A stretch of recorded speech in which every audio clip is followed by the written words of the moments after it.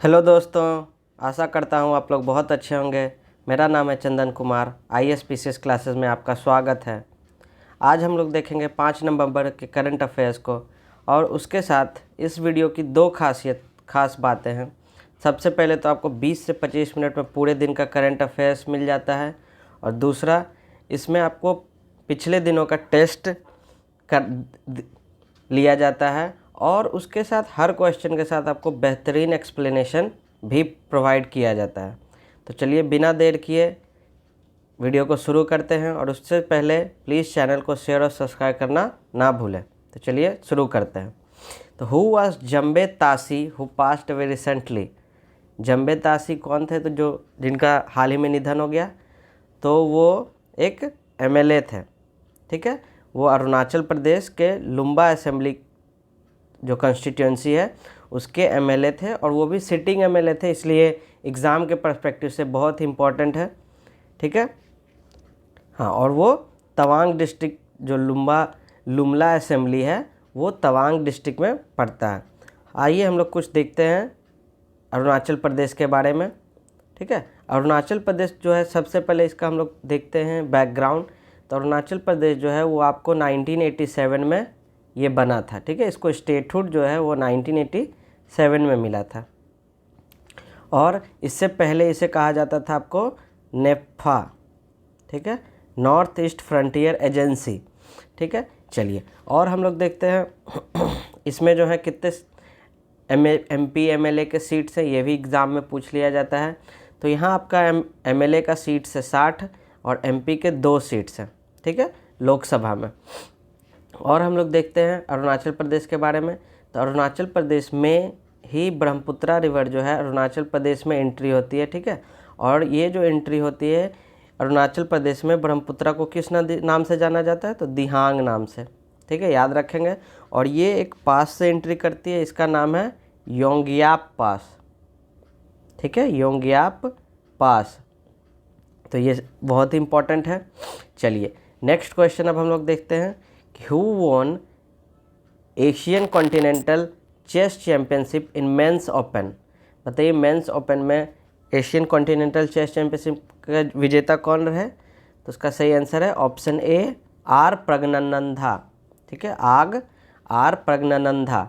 ठीक है, चलिए ये जो थे ये मेंस के थे, और वोमेन में कौन थी? तो वोमेन में आपको थी PV नांदी दाहा।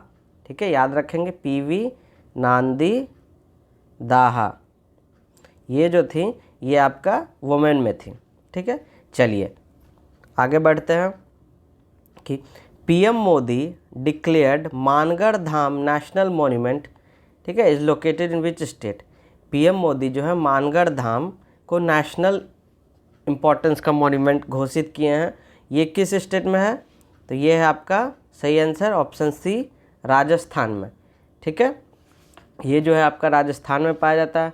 अब हम लोग देखते हैं राजस्थान के बारे में कुछ इम्पोर्टेंट चीज़ें। तो सबसे पहले राजस्थान जो है वो कब बना था? तो ये आपको 1949 में ही बन गया था। ठीक है, कुछ हम लोग देखते हैं कि ये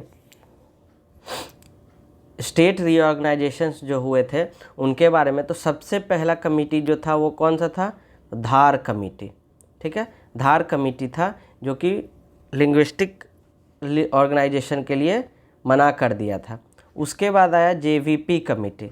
ठीक है, JVP कमेटी ये जो था आपका, ये भी लिंग्विस्टिक के लिए मना कर दिया, लेकिन फिर 1953 में आपको आंध्र प्रदेश बना।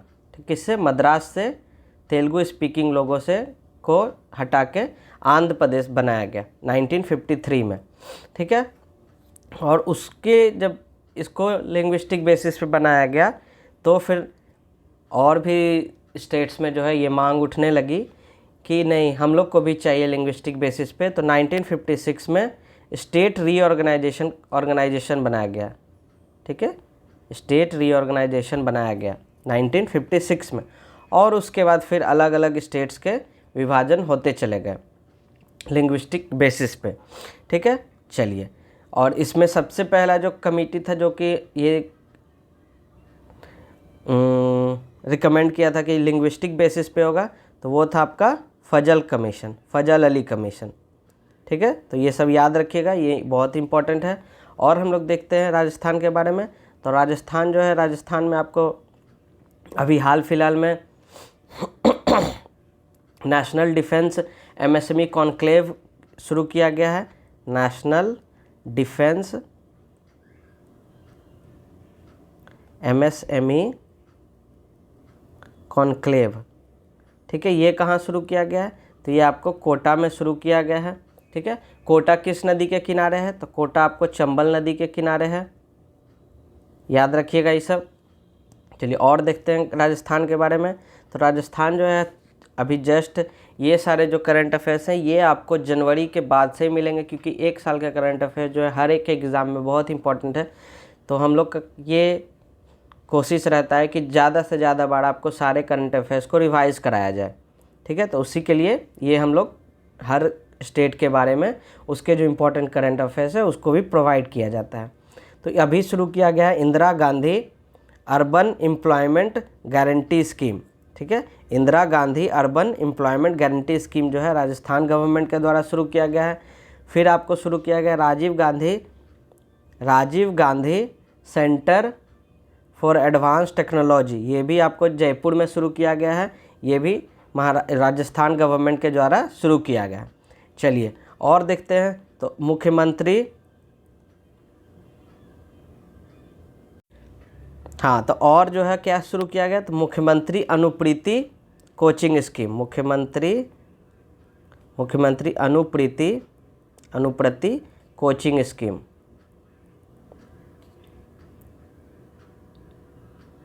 ठीक है, ये सारे जो स्कीम्स हैं वो राजस्थान गवर्नमेंट के द्वारा शुरू किया गया। चलिए नेक्स्ट क्वेश्चन देखते हैं। Who is the present prime minister of Israel? बताइए, इज़राइल के अभी जो नए बनाए गए हैं, ठीक है, वो किन्हें बनाया गया है? तो वो है आपका ऑप्शन ए, बेंजामिन नेतन्याहू को फिर से बनाया गया है। इससे पहले जो प्राइम मिनिस्टर थे वो थे यार लैपिड। ठीक है, और इनको इज़राइल में जो होता है वो प्रोपोर्शनल रिप्रेजेंटेशन होता है। ठीक है, इसका मतलब ये है कि सभी पार्टी को अलग अलग, कुछ यहाँ कैसे इंडिया में क्या है, इंडिया में जो है ये आपको जो पार्टी जो है आपको 50% जितना भी वोट पोल हुआ है उसका 50% अगर आ गया तो वो पार्टी बन जाता है। लेकिन इज़राइल में जो प्रोपोर्शनल रिप्रेजेंटेशन है उसमें आपको हर एक जितना वोट आता है उसी हिसाब से आपको सीट दिया जाता है। ठीक है, तो यहाँ पे पहले जो थे, तो यहाँ इसलिए इधर कुछ सालों से प्रोपोर्शनल रिप्रेजेंटेशन के कारण इज़राइल में जो है सरकार जो है लगातार पूरे टेन्योर तक नहीं बन पा रही थी। ठीक है, इसी कारण से फिर से इस बार इलेक्शन हुआ और बेंजामिन नेतन्याहू चुने गए। चलिए और हम लोग देखते हैं इज़राइल के बारे में। ठीक है, तो देखिए इज़राइल का हम लोग फिज़िकल मैप देखते हैं। तो इज़राइल जो है ये है, इज़राइल का कैपिटल क्या है? तो इज़राइल का कैपिटल आपका देखिए ये जेरूसलेम हो गया, ये है आपका कैपिटल इज़राइल का। ठीक है, इधर देखिए आपको मेडिटेरेनियन सी हो गया, इधर आपका डेड सी हो गया। डेड सी जो है इज़राइल और जॉर्डन के बॉर्डर पे है। ठीक है, देख सकते हैं यहाँ पे देखिए नेगेव डेजर्ट है इज़राइल में। ठीक है, चलिए ये सब जो है बहुत ही इम्पोर्टेंट है। और हम लोग देखते हैं इज़राइल के जो है बाउंड्रीज़ किस किस कंट्री से लगती है। ये जो एग्ज़ाम के लिए बहुत ही इम्पोर्टेंट है, क्योंकि इज़राइल, जॉर्डन, इधर सीरिया, सबका इधर जो मिडिल ईस्ट हो गए, फिर मेडिटेरेनियन सी से कंट्रीज़ लगे हुए हैं, तो ये बहुत ही इम्पोर्टेंट है। तो हर क्लास में हम लोग ट्राई करेंगे कि अलग अलग इम्पोर्टेंट प्लेसेस के बाउंड्रीज कंट्रीज़ के बारे में भी जानें। हाँ, तो इसमें हम लोग देखेंगे तो कौन है, तो इजिप्ट है, इधर देखिए जॉर्डन है। ठीक है, यहाँ पे देखिए आपको सीरिया हो गया, यहाँ पे लेबनान हो गया। ठीक है, ये पूरा आपको है, ये पूरा इज़राइल का ही पार्ट है। ठीक है, और ये अभी जो है कॉन्फ्लिक्टेड एरिया है जिसको फ़लस्तीन और इज़राइल में लड़ाई है उसके कारण से ये कॉन्फ्लिक्टेड एरिया है। ये गाज़ा पट्टी है, ये आपका फ़लस्तीन का पार्ट है। ठीक है, ये देखिए गल्फ़ ऑफ अकाबा है जो कि आपको रेड सी जो है वहाँ पे आपको पाया जाता है। चलिए आगे बढ़ते हैं। Next question, who received Ezhuthachan award 2022? बताइए एजुथाचन अवार्ड जो है किन्हें प्रदान किया गया है? तो इसका सही आंसर है ऑप्शन ए सेथु माधवन। ठीक है, ए सेथु माधवन को एजुथाचन अवार्ड जो है 2022 का उनको प्रदान किया गया है। एजुथाचन अवार्ड जो है मलयालम लिटरेचर के लिए, ठीक है, मलयालम लिटरेचर के लिए हर साल दिया जाता है। ठीक है, अब हम लोग कुछ जानते हैं एज सेतु माधवन के बारे में। तो ये एक मलयालम फिक्शन राइटर हैं, ठीक है, जिन्हें कि एजुथाचन पुरस्क्रम के लिए इस साल चुना गया है, और उनका मलयालम लिटरेचर और लैंग्वेज में जो कंट्रीब्यूशन है उनके लिए ये अवार्ड इन्हें प्रदान किया गया। ये जो है आपको केरला साहित्य अकेडमी के द्वारा दिया जाता है हर साल। ठीक है, हाईएस्ट लिटरेरी ऑनर है केरला का। चलिए, और इसमें हम लोग केरला के बारे में कुछ और जानते हैं कि केरला जो है किस तरह से, हम लोग उसके बैकग्राउंड के बारे में जानना चाहेंगे। तो केरला के बारे में है तो केरला का जैसे सबसे पहले 1 नवंबर को फाउंडेशन डे होता है। ठीक है, ये हर साल आपको, अभी केरला जो है आपको 1 नवंबर को फाउंडेशन डे रहता है, और इसी दिन 7 स्टेट्स और 2 यूनियन टेरिटरीज़ के भी फाउंडेशन डे होते हैं। ठीक है, ये जो है आपका काम है, ये आप मुझे कमेंट करके बताइए। एक पिछले करंट अफेयर्स में मैंने बताया है कि कौन कौन 7 स्टेट्स हैं और 2 यूनियन टेरिटरीज़ हैं। उसमें से तो एक केरल हो गया, आप 6 और 2 8 का आप कमेंट करके बताइए कि कौन कौन से थे। ठीक है, चलिए और हम लोग देखते हैं केरला के बारे में। तो केरला ने हाल फिलहाल में डिजिटल रीसर्वे कराया है लैंड के लिए, कि किसानों का मदद हो सके, लोगों का जो, जिनका ये जो डिजिटल रीसर्वे है ये बहुत पहले से चला आ रहा था, लेकिन बीच में से रोक दिया गया था टेक्नोलॉजी ना होने के कारण। तो अब डिजिटली ये शुरू किया गया है कि जिन लोगों का जो है कॉन्फ्लिक्ट है या जिन लोगों के पास ज़मीन नहीं है उन लोगों के लिए ज़मीन प्रोवाइड कराने के लिए। नेक्स्ट देखते हैं, केरला के द्वारा ही अभी एक्सपर्ट कमेटी लॉन्च किया गया है। एक्सपर्ट कमेटी जो कि क्या करेगा, तो स्टडी करेगा ह्यूमन, ठीक है, रेबीज़ डेथ के लिए। मीन्स कुत्तों के द्वारा, खासकर कुत्तों के द्वारा जो काटने से जो रेबीज़ होता है, उससे जो डेथ होते हैं लोगों का, उसके लिए केरला के गवर्नमेंट के द्वारा एक कमेटी का गठन किया गया है। और इसमें खासकर बात ये है कि हमारे देश में 2019 से अभी तक लगभग 1.5 करोड़ लोगों को कुत्तों ने काटा है, रेबीज़ हुआ है। ठीक है, और इसमें सबसे ज़्यादा कंट्रीब्यूशन किस स्टेट में है, तो यूपी में सबसे ज़्यादा कुत्तों का खौफ है। ठीक है, आपने बहुत सारे वीडियोस देखे होंगे जिसमें जो है मीन्स कुत्ते जो हैं अटैक कर देते हैं अचानक से। तो आप लोग भी बच के रहिए, क्योंकि ये आम हो गया है कि कुत्ते बहुत लोगों को काटते रहते हैं। चलिए और देखते हैं हम लोग इसके बारे में, केरल के बारे में। तो अभी जो है केरला का दो सिटीज़ है जिसे कि हम लोग को, ठीक है, UNESCO global network of learning centre में जगह दिया गया है। UNESCO global network of learning cities में। ठीक है, इसमें से 2 शहर जो है जो कि केरल के हैं उसे जगह दिया गया। कौन कौन, तो थ्रिस्सूर, ठीक है, थ्रिस्सूर एंड नीलाम्बूर। ठीक है, ये 2 शहर हैं जो कि केरल के हैं। टोटल 3 शहर को दिया गया है। ठीक है, और एक जो है वो है वारंगल जो कि तेलंगाना का है। वारंगल तेलंगाना का, ये तीनों शहर को UNESCO global network of learning cities में जगह दिया गया है। चलिए नेक्स्ट और हम लोग देखते हैं केरला के बारे में। तो केरला जो है पहला एशिया का पहला मतलब नंबर 1 में आया है। ठीक है, Asia global startup ecosystem report जो है उसमें केरल जो है फर्स्ट आया। किसमें, तो एशियाज़ ग्लोबल स्टार्टअप इकोसिस्टम में रिपोर्ट, इसमें एशिया में फर्स्ट नंबर पे आया कौन, तो केरल। ठीक है, याद रखेंगे। और हम लोग देखते हैं केरल में कौन कौन सा फेस्टिवल, एक इम्पॉर्टेंट फेस्टिवल इस साल हर साल मनाया जाता है, लेकिन उसमें से एक ये है कलियत्तम फेस्टिवल जो है वो केरल में मनाया जाता है। चलिए और हम लोग देखते हैं, तो इसमें है जो शुरू किया गया आपको इंडिया का पहला graphene innovation centre, India's first graphene, ठीक है, ग्राफीन इनोवेशन सेंटर, वो आपको केरल में शुरू किया गया। चलिए, आई होप आप लोग इतना सब जो है वो उसको नोट डाउन करते जाइए। स्क्रीनशॉट ले सकते हैं, बट नोट डाउन करने से क्या होगा, आप जब लिखिएगा तो वो आपके सबकॉन्शियस माइंड में बैठ जाता है, जो कि एग्ज़ाम में आपको रिकॉल करने के लिए बहुत कारगर साबित होता है, बहुत मदद करता है। चलिए नेक्स्ट क्वेश्चन देखते हैं।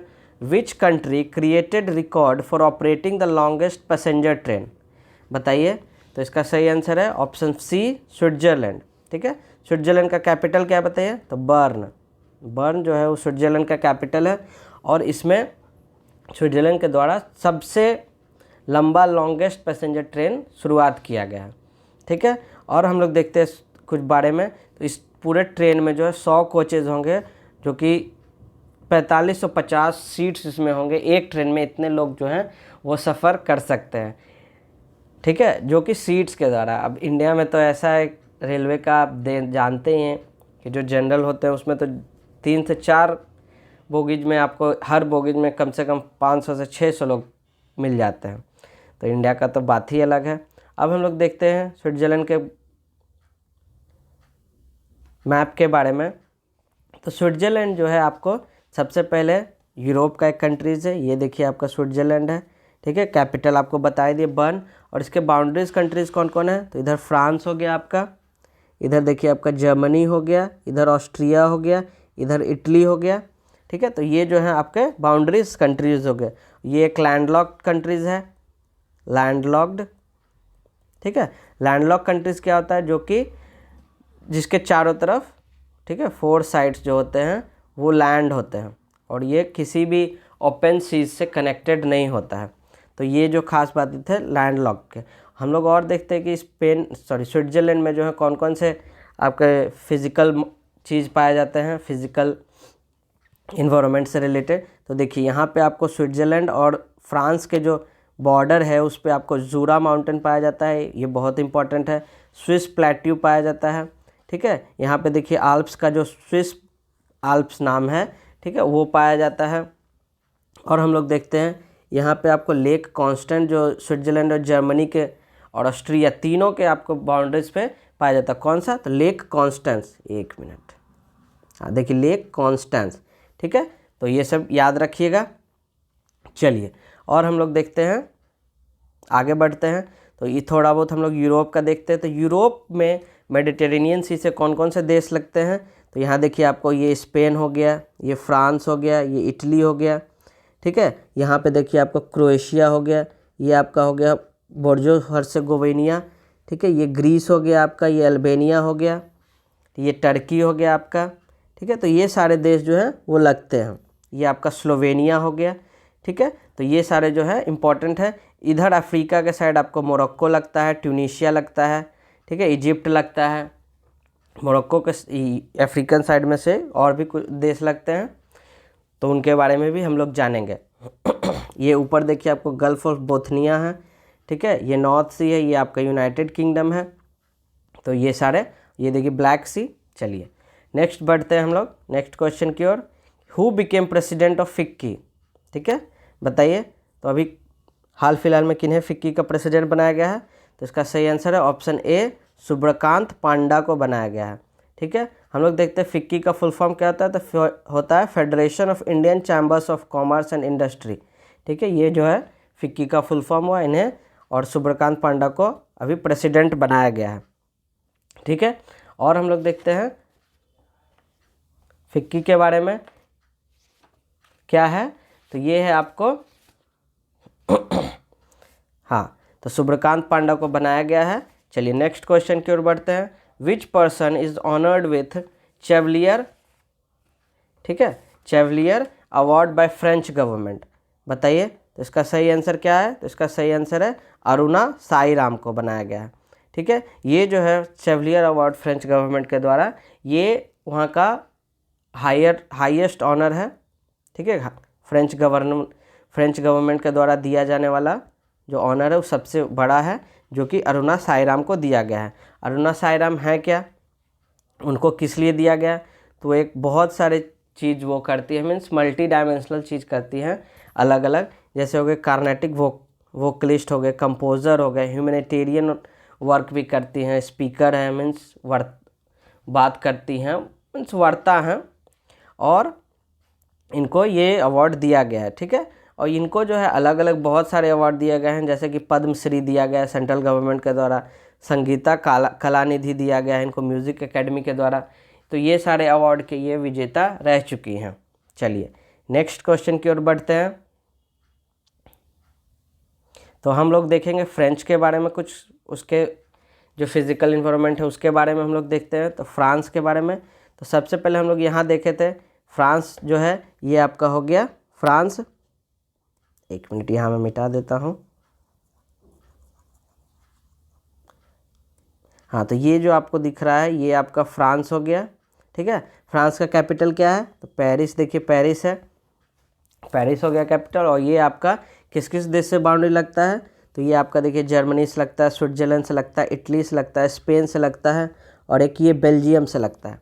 ठीक है, और ये जो है डायरेक्ट इसका सॉरी, ये जो है आपका डायरेक्ट इसका अटलांटिक ओशियन में कनेक्टेड है।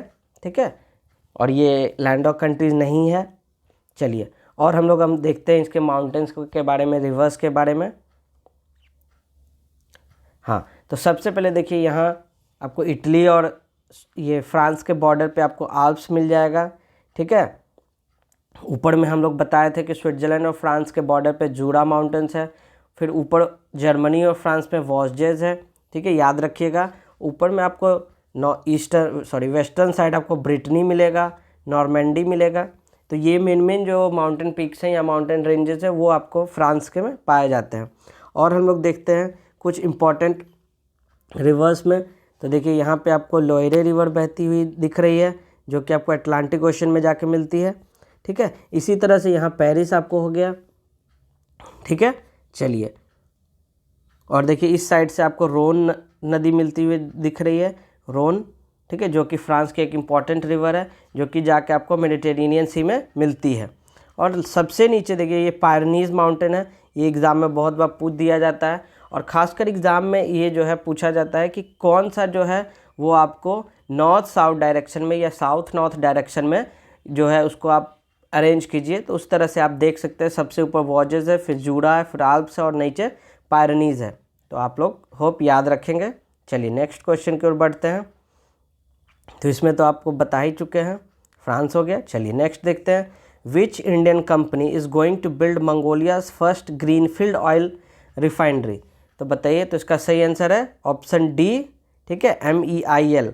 ये जो कंपनी के द्वारा है, इसके द्वारा मंगोलिया का जो है पहला ग्रीनफील्ड ऑयल रिफाइनरी बनाया जा रहा है। ग्रीनफील्ड बताए थे, तो इसका मतलब होता है न्यू। कोई भी चीज़ जो है ग्रीनफील्ड का अगर बात हो तो वो न्यू चीज़ जो है शुरू एकदम स्क्रैच से जब शुरू किया गया हो, नए जगह पे बनाया जा रहा हो, तो उसको न्यू कहते हैं, मतलब ग्रीनफील्ड कहते हैं।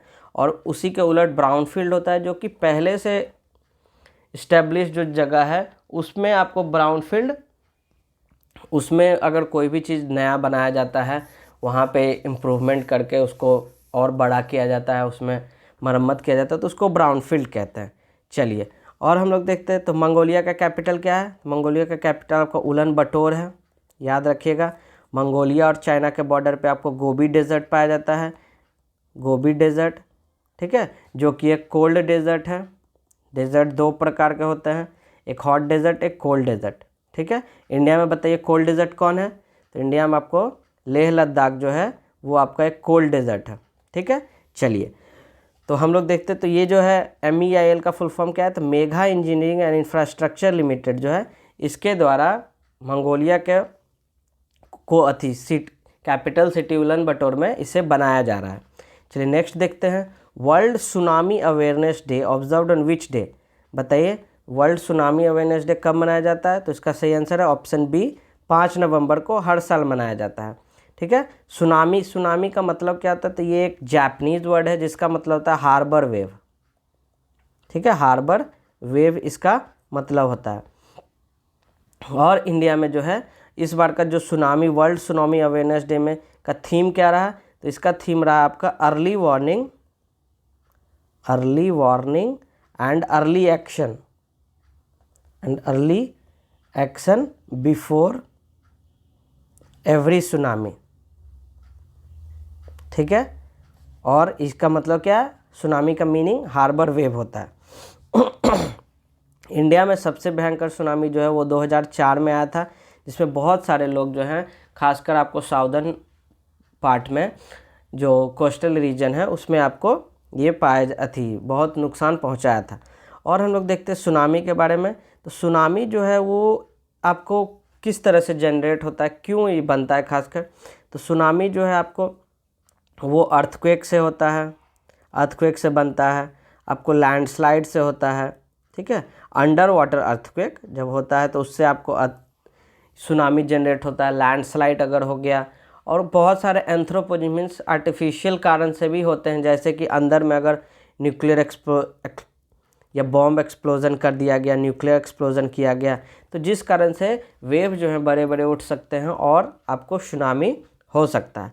सबसे ज़्यादा लगभग सुनामी आपको पैसिफिक ओशन, खासकर आपको रिंग ऑफ फायर जो एरिया है पूरा, आपको चाइना इधर, इंडोनेशिया इधर, ऑस्ट्रेलिया से लेकर इधर अमेरिका और रशिया, इस तरह से जो रिंग ऑफ फायर है, इसको आपको मेनली जो अर्थक्वेक प्रोन जोन है, इसी में आपको सबसे ज़्यादा सुनामी भी पाया जाता है, क्योंकि अर्थक्वेक और सुनामी जो है एक दूसरे से कोरिलेटेड है, ठीक है। और सुनामी एक अपने आप में अर्थक्वेक नहीं होता है, अर्थक्वेक के द्वारा सुनामी जनरेट होता है।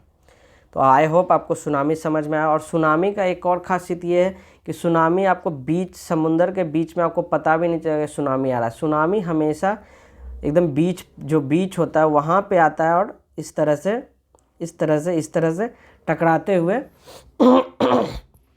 ये बड़ा होते चला जाता है। इसका बहुत कॉम्प्लेक्स है कि किस तरह से सुनामी जो है वो जनरेट होता है, किस तरह से वो हम लोग को तबाही मचाता है। तो इसका एक अलग से अगर आप कहिएगा तो ज़रूर टॉपिक बनाएंगे, एक वीडियो स्पेशली सुनामी का पूरा मैकेनिज़्म पे। तो कमेंट करके बताइए अगर इस पे आपको इंटरेस्ट हो जानने में सुनामी के बारे में। तो चलिए, आज के करंट अफेयर्स में लास्ट क्वेश्चन था। अब हम लोग रिवीजन करेंगे, टेस्ट लेंगे पिछले करंट अफेयर्स का। तो प्लीज़ नोट कॉपी निकाल लीजिए और अपना अपना आंसर लिखते जाइए। तो चलिए फर्स्ट क्वेश्चन देखते हैं कि Hollongi greenfield airport is situated in which state to be called as Donyi Polo airport. तो इसका सही आंसर है अरुणाचल प्रदेश, ठीक है। चलिए नेक्स्ट देखते हैं, who was Ela Ben Bhatt who passed away recently. तो ईला भट्ट बेन कौन थी, तो ये थी एक सोशल वर्कर थी, ठीक है। और इनके द्वारा सेवा संगठन का फाउंडेशन रखा गया, मीन्स शुरू किया गया। नेक्स्ट देखते हैं, who became CEO of energy efficiency services limited. तो ये है आपका विशाल कपूर। नेक्स्ट देखते हैं, who became chairman of BPCL के चेयरमैन कौन बनाया गया, तो ये बनाया गया आपको VR कृष्ण गुप्ता। चलिए नेक्स्ट देखते हैं, who was first voter of independent India who passed away recently. तो वो थे आपके श्याम शरण नेगी जो कि हिमाचल प्रदेश से थे, उनका निधन हो गया। नेक्स्ट देखते हैं, PM Modi inaugurated global investors meet in which state. तो ये आपका कर्नाटका। नेक्स्ट देखते हैं, India's largest wind turbine install in which state. तो ये आपका गुजरात के मुंद्रा में ये शुरू किया गया है। नेक्स्ट देखते हैं, इन which place Ganga Utsav 2022 the river festival to be celebrated on 4 November. तो ये आपका न्यू दिल्ली में शुरू किया गया है। नेक्स्ट है, which state will host track Asia cup 2022 cycling tournament. तो ये आपको केरल के द्वारा शुरू किया गया, उनके द्वारा ये जो है होस्ट किया जाएगा। नेक्स्ट देखते हैं, who chaired first national natural farming mission meeting held in new Delhi. तो ये है आपका नरेंद्र सिंह तोमर के द्वारा ये होस्ट किया गया है, ठीक है। इसके द्वारा चेयर्ड किया गया है नरेंद्र सिंह तोमर के द्वारा। चलिए, आई होप आपको ये वीडियो पसंद आया हो, और ये वीडियो अगर आपको पसंद आया तो प्लीज़ चैनल को शेयर और सब्सक्राइब करना ना भूलें, अपने दोस्तों को ज़रूर शेयर करें, ठीक है। चलिए, और मैं आपको इस वीडियो में डेली ज़्यादा से ज़्यादा करंट अफेयर्स समझाने के लिए कोशिश करता हूँ कि ज़्यादा से ज़्यादा आपका रिवीजन हो सके, ठीक है, और हम दोनों मिलके आपके एग्ज़ाम के लिए प्रिपरेशन कर सकें। तो प्लीज़ बने रहिए और चैनल को शेयर करते रहिए। चलिए, धन्यवाद, आपका दिन शुभ हो।